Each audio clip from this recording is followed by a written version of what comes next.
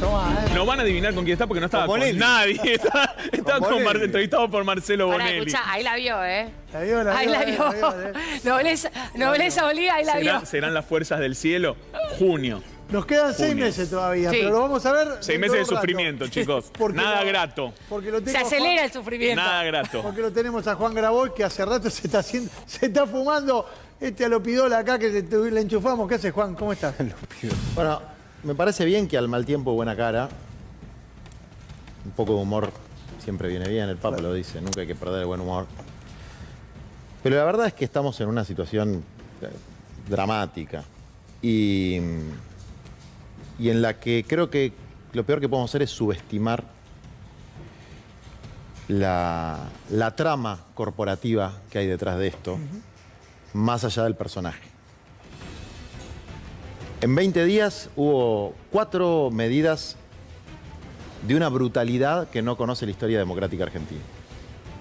La primera, que parece ya hace tiempo, allá lejos, es una devaluación de más del 115%, que es la licuación de los ingresos del 70% de los argentinos. De la clase media para abajo, te están clavando un 30% en enero, en febrero, y un 28, 29 en diciembre, y probablemente un poco más en marzo. Es decir, los ingresos de los laburantes formales, informales, de los pequeños empresarios, de los monotributistas, etcétera, se triplica la tasa de inflación con la que se venía, que ya era bastante mala.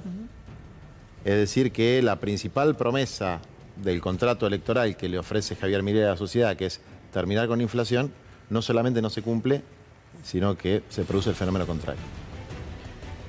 La segunda medida es crear derecho penal desde el Ejecutivo a través de algo llamado el protocolo antipiquetes, que es un nombre demagógico, porque a nadie le divierte demasiado los piquetes. Entonces, bueno, haces un protocolo contra los... No, mentira. Eso es creación de derecho penal por una resolución simple de una ministra que ya, bueno, más casta hay que buscar en la India, porque pasó por todos los partidos políticos y tuvo cargos en distintos gobiernos. Siempre queda bien parada, raro.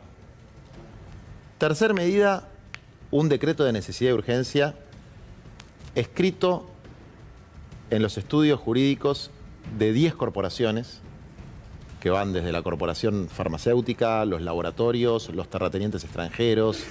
Podemos seguir viendo detalle por detalle, que claramente no pasó siquiera por el cuerpo de abogados, la Procuración del Tesoro del propio gobierno. Es decir, fue directo de la mesa de los estudios jurídicos de las corporaciones a la firma del escribano mayor de las corporaciones, que es el señor Milei. Y después un proyecto de abolición de la Constitución Nacional, que es el proyecto de ley está bien definido, que ellos llaman ómnibus. Todo esto en 20 días. Es un shock. Y como todo shock, te deja groggy. Sí, claro. Y por eso es muy valiosa la reacción del movimiento obrero. La reacción de la política viene un poco más lenta. Y cuando digo la política no me refiero a Unión por la Patria. En el artículo primero y en el artículo cuarto de esta derogación ilegal de la Constitución, que es esta ley, se plantea la delegación de facultades y facultades extraordinarias al presidente. Eso es un delito penado por el artículo 227 de la Constitución que puso Alfonsín, promovió Alfonsín en el 84. Acordémonos de la película, claro, ¿no? Que yo estuve hace poquito con Moreno Campo, que estuvo en el juicio de las juntas y eso me trajo eso a la mente. Aparte me lo sugirió un compañero también, que veamos eso, que sanciona a los diputados y senadores, no al presidente, diputados y senadores que aprueben facultades extraordinarias para el presidente. Les recomiendo a la producción, pongan el artículo 227 porque es muy claro. Es un delito equiparable a la traición a la patria. Es decir, los diputados y senadores que voten esto van a estar incurriendo en ese delito. Además de la sospecha, que como bien dijo Milei, cuando planteó no mando las cosas al Congreso porque me piden coima, bueno, por efecto transitivo, si se lo aprueban es que recibieron coima. Ya, si nos acordamos de la reforma laboral que impuso, no logró imponer, Patricia Bullrich en el gobierno de De la Rúa, Claro. la famosa Banelco. La Banelco era la expresión de un funcionario muy importante, creo que era Flamarique, si no me Flamarique, equivoco. Alberto Flamarique, el ministro de Trabajo en ese momento. Ministro de Trabajo, que dijo, yo tengo la Banelco para comprar los votos. Sí. Sin ningún empacho. Bueno, no lograron hacerlo porque hubo un gran movimiento de los trabajadores en defensa de sus derechos frente a un avasallamiento que ahora pretenden hacer por decreto de necesidad de urgencia. Entonces, la gravedad de la situación, en sus efectos prácticos en la vida cotidiana de cualquier persona, que no va a tener certeza sobre sus alquileres, porque no es que cambió una ley mala por una ley buena o una ley mejor por una peor, no hay ley. Borró la regulación. que No hay había. plazo. Eso no existe en ningún lugar del mundo.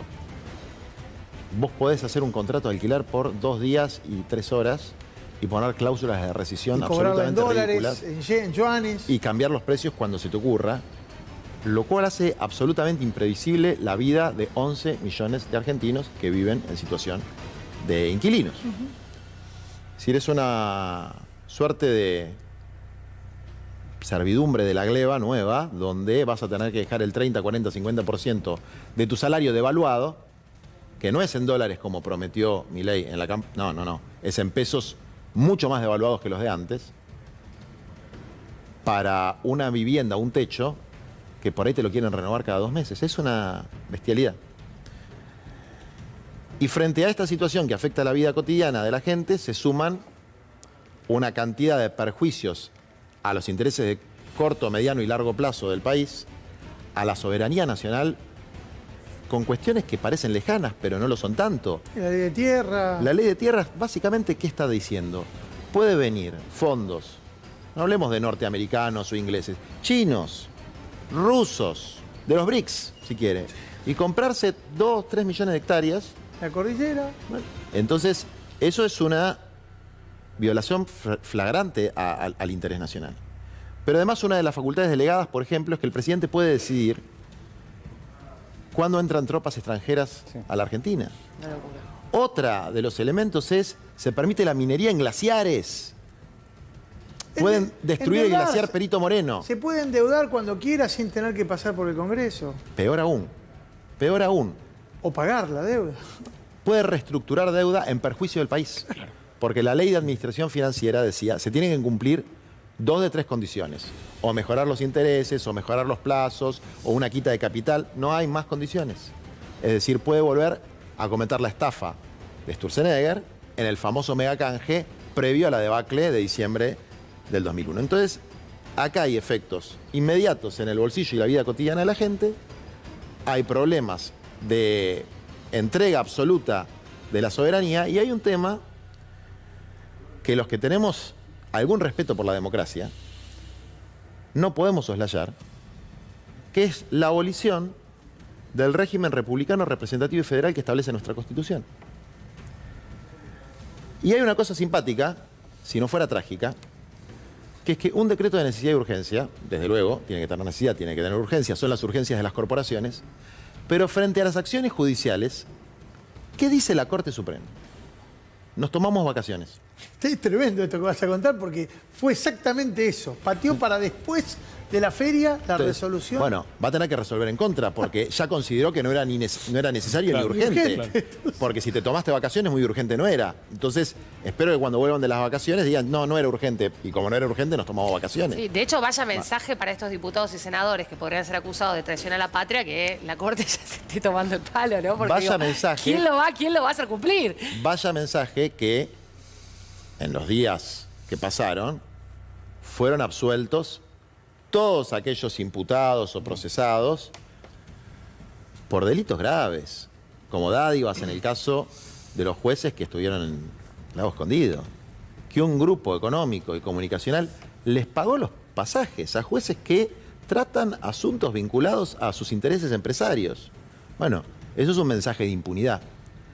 Y además de eso, hay un elemento que me parece fundamental, que 2 de los jueces de la Corte Suprema, por más que después el Senado los haya convalidado, aceptaron ser designados por decreto.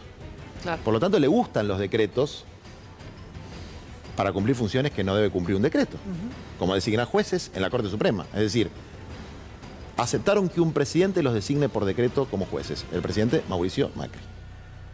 Bueno, tiendo a creer que si fueron tan flexibles, lo van a hacer también con esta nueva versión de Macri, una versión bastante más radicalizada en su entramado corporativo, porque básicamente funciona como un escribano mayor. Es decir, uno podría decir que entramos en una etapa de monarquía absoluta, pero ni siquiera es tal. Es un gobierno de las corporaciones con un escribano que firma. Hiciste una caracterización, yo te diría que comparto casi en su totalidad. Ahora quiero que hablemos sobre esto que decías, sobre el golpe que nos significaron estas 4 escaladas del poder de Milei y la condición de grogui en la que quedamos y cómo vamos a reaccionar. Pero ¿me aguardas un segundo? Sí. Porque está llegando Milei al teatro en donde tu novia está a punto de presentar una función de su obra. Está allí trabajando nuestra compañera Jimena Paternoster. Adelante, Jimena. En ese auto blanco está llegando el presidente de la Nación, Javier Milei, al Teatro Roxy. Bueno, se agudizó el operativo de seguridad hace instantes. Aparecieron policías en el vallado de la prensa también. Estamos todos claramente muy apretados.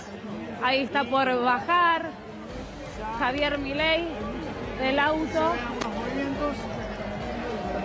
Mucho movimiento, muchos manifestantes, Mauro, también muchas personas haciendo oír su voz en esta noche marplatense. Sabemos que llegará. No bajó. ¿Y en el auto? Parece que fue, chicos. No, todavía no. Está Cuño Libarona también, pero Cuño es un hombre que Javier Milei. le gusta el espectáculo a Cuño. No, me pareció verlo entrar, por eso. No era Javier Milei entonces. Era Cuño. Era Cuño. Era Cuño. Sí, claro. Era Cuño Libarona. Bueno, Era Cuño y era Rivarola también. nos tiraron una magia y volvemos En enseguida. cualquier momento, chicos. Esto Dale, es nos avisás. inminente, ¿eh? Nos avisás. Dale. Cuando tengamos la precisión de Javier Milei, ahí vamos a estar. Volvemos a la charla con Juan, que bueno, por supuesto, como sabés, es un canal de noticias y esto es una noticia que hay que cubrir. Pero me interesaba mucho volver sobre ese punto. La reacción, vos dijiste, hablaste de las organizaciones sindicales, los partidos y los movimientos sociales de izquierda. También hubo una reacción de los movimientos sociales más identificados con Unión por la Patria. Estuvo el Gordo de Lía, Alderete, cortando también allí en la zona de Ruta 3. Ahora, ¿alcanza con eso? Creo que acá hay una respuesta que hay que dar desde la política. Yo cuando acepté presidir un partido político, que es parte de Unión por la Patria, Patria Grande, y dejé de formar parte de los consejos de dirección de las organizaciones sociales, de la UTEP, etc., entiendo que hay roles diferenciados. Es decir, las organizaciones sectoriales tienen que defender los derechos particularmente de los sectores que representan. La CGT tiene que defender los derechos de los trabajadores y tiene que negociar de la mejor manera posible, del mismo modo que la UTEP, los trabajadores de la economía popular, para que los dañen lo menor posible en este contexto. Ahora, vos vas a hablar con cualquier laburante sobre la constitucionalidad del DNU. Y francamente, en un momento de zozobra social y económica, para tratar de no ser vulgar con la expresión, les importa un rabanito. Es casi una exquisitez. Ahora, a la política, a los representantes políticos de todos los partidos, no les puede importar un rabanito. Primero porque no están pasando necesidades básicas insatisfechas, donde la gente que está comiendo una vez por día, la gente que está en situación de pobreza, y no porque antes estuviéramos en Disneylandia, porque ya venía la situación de pobreza grave, pero se está agravando a pasos acelerados, bueno, lo que quiere resolver es la comida, el alquiler y sus derechos laborales. Entonces no se le puede pedir a quien está en una situación de desesperación que estudie constitucionalismo. Ahora, la política tiene que crear un espacio multipartidario y tiene que crear espacios multisectoriales también para resistir esta ofensiva y derrotar, no solamente resistir, derrotar esta ofensiva, que básicamente son dos consignas. Hay que voltear el DNU y hay que voltear esta derogación de la Constitución. Cuando hablo de voltear, me refiero fundamentalmente a que no se pueda aplicar. Por el daño que produce en el corto, mediano y largo plazo, que son sus efectos, pero también por el modo en que se introduce, que cambia las reglas del juego de la democracia. Si esto se acepta, también hay una cosa que hay que explicarle a los sectores corporativos. Cambiaron las reglas, cambian para todos. El día de mañana a mí me eligen presidente, yo decreto la reforma agraria, decreto que todos los inmuebles que no están siendo utilizados y están ociosos, las familias sin techo los puedan utilizar, decreto la nacionalización del litio, empiezo a hacer decretos de necesidad y urgencia con mi programa. A ver si te los bancan después. Con mi programa, pero hay que ver cómo van a explicar por qué unos sí y otros no. Claro. Digamos. Entonces, si es el problema de formas, entonces... Yo diría, mejor respetémonos y hagamos respetar la Constitución, que es el contrato social que hoy tenemos y que nos ha permitido vivir 40 años con peores momentos y mejores momentos, pero relativa paz. Porque de hecho, Juan, da la sensación de que si la política no lo puede frenar en el Congreso, que es al menos donde hoy está la herramienta, ratifica la idea de Javier Milei de que la política es casta y no sirve para nada. Ratifica, es una idea que no es de Javier Milei, es una idea que surge fundamentalmente del movimiento de los indignados en España y que desde luego, como todo programa deshumanizante, para lograr cierto consenso, utilizan verdades a medias o medias verdades. ¿Que hay elementos de casta en la política, privilegios inadecuados? Bueno, sería absolutamente necio no reconocerlo. Los hay, y en todos los partidos. A punto tal que me sorprende que no hayan tomado una sola medida contra la casta. Es decir, de directores nacionales para arriba, mínimo se tendrían que haber bajado del 30% del sueldo. Es lo que hubiese hecho yo. Los diputados y senadores en el proyecto de ley no veo que les tocan un solo privilegio, y ni que hablar de los jueces, que son los más privilegiados de toda la casta. Entonces, cierro un poco con la idea de qué hacer. Crear ámbitos, que florezcan 1000 ámbitos. El gobernador Kicillof planteó una reunión preparatoria de discusión y de debate para abordar el tema. Es un ámbito y puede haber muchos otros ámbitos. Acá nadie tiene que ponerse en sommelier de ámbitos, a impugnar el ámbito de otro. Todos los dirigentes tenemos la obligación de crear o acompañar ámbitos. Nadie tiene la receta de cómo se enfrenta a esto. Lo que sí hay que, primero, llamar a todos los partidos con vocación democrática y sus dirigentes a rechazar el DNU y esta ley de derogación de la Constitución, más allá de que pueda haber un artículo o una medida que te parezca bien o te parezca mal. A ver, que hagan un portal para realizar los trámites del registro automotor, me parece bárbaro. Es más, ojalá los hubiesen abolido, como habían prometido, porque son una caja infame. Pero así como está presentado, lo que hay que hacer ahora es, esto no, se rechaza de manera absoluta y después, señor, mande las leyes a sus respectivas comisiones. Y si no, proponga una reforma constitucional, consiga la mayoría grabada y discutimos una reforma constitucional. Ahora, respecto de esto, Juan, vos tenés legisladores. El partido tiene legisladores que tienen el ámbito en el cual se tiene que dar esa discusión. No es el sommelier de los demás ámbitos, pero es donde se va a enfrentar esa discusión. Digo, ¿qué es lo que transmiten esos diputados respecto de lo que está sucediendo adentro? Porque digo, así como Milei es disruptivo a la hora de presentar, tus diputados son disruptivos a la hora del planteo interno de la Cámara de Diputados. El institucional es un ámbito, ¿no? El parlamentario es un ámbito. El tema es, en la Cámara de Diputados, aparentemente, con los votos y Unión por la Patria y la izquierda, que son los que ya se pronunciaron en contra, no alcanza. Claro. Bueno, pero hay otros bloques. Pichetto. Está el bloque que lidera Pichetto, pero que, bueno, evidentemente es un hombre con mucha habilidad, porque logró sumar gente interesante, habiendo sido vicepresidente fallido de la fórmula con Macri, ¿no? Y habiendo pasado también de un lado al otro. También fue la espada del kirchnerismo en el Senado. Por eso lo que demuestra es... La ductilidad que tengo tiene. Tengo estas convicciones y si no me convienen tengo estas otras. Pero ahí hay una cantidad de legisladores algunos con una conciencia democrática muy profunda. Después, y creo que el propio Pichetto, en este punto particular de la institucionalidad, más allá del contenido de su orientación política, que a mí me parece lamentable, triste y todo lo que no hay que hacer, en el punto de la institucionalidad siempre tuvo posiciones adecuadas. Y hablemos de la Unión Cívica Radical, donde está Lustó, que es un dirigente joven, con el que uno puede tener coincidencias, disidencias, pero que se formó en el radicalismo, que fue precisamente el que puso este artículo 227 diciendo diputados y senadores que le otorguen facultades extraordinarias al Ejecutivo, traidores a la patria, con penas graves. Bueno, Martín Lustó. Massot, para decirte otro ejemplo. Massot. Un hombre del PRO. Un hombre del PRO. Tendrá 40 años, mi edad. Sí, sí. Y a mí la verdad que andar juzgando a la gente por sus parientes, sus tíos, y que yo siempre me pareció de cuarta, yo no creo que él esté de acuerdo con esto.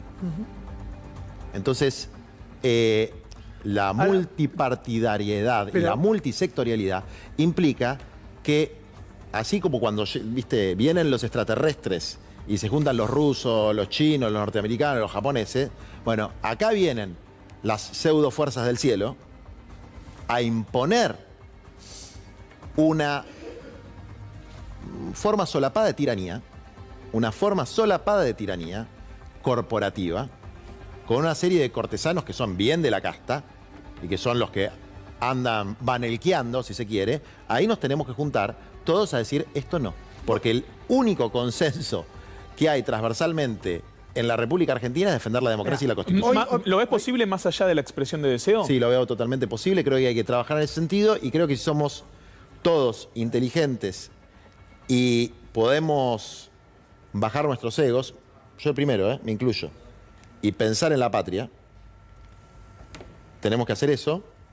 Y en el caso particular del peronismo, de Unión por la Patria, tenemos que entrar en un proceso de democratización y de autocrítica que tiene que funcionar en paralelo. Las dos cosas. Sí, está claro, pero me parece que está bueno no mezclarlos y por ahí hay momentos en los cuales está bueno identificar con claridad, viste, como dicen los radicales, la contradicción fundamental, dónde está el enemigo verdaderamente ahora. Pero te iba a preguntar, y con esto tengo que cerrar porque estamos pasados de la hora también.